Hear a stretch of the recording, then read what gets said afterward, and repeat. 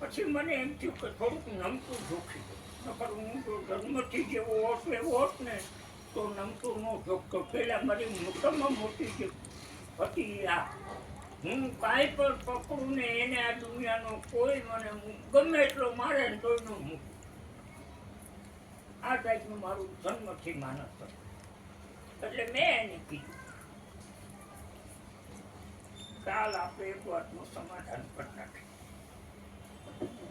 કે તારે મને મારો એસ્ટિમેટ કઈ ટાઈપનો હતો છે આમ પ્રત્યક્ષ પ્રમાણિક પણ કે મારું આ શરીર પડી જાય એટલે મારું સૂક્ષ્મ શરીર આ બ્રહ્માંડમાં વીતે.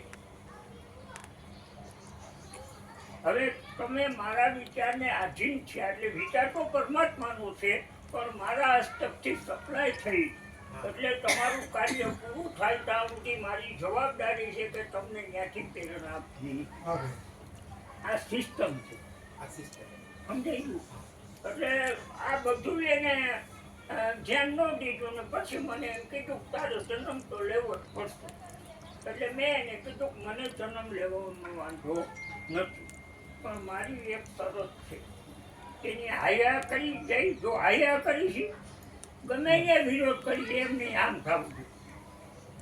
એટલે મેં એને કીધું કે તારે જન્મ આપવો હોય તો આપવો પણ આ જન્મમાં મને જે માં મળી છે એ માં મળવી જોઈએ. બસ તેનું અમારે એ બેને બોલવાનો વ્યવહાર એ કપાય.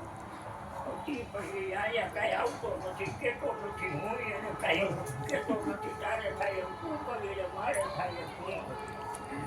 બસ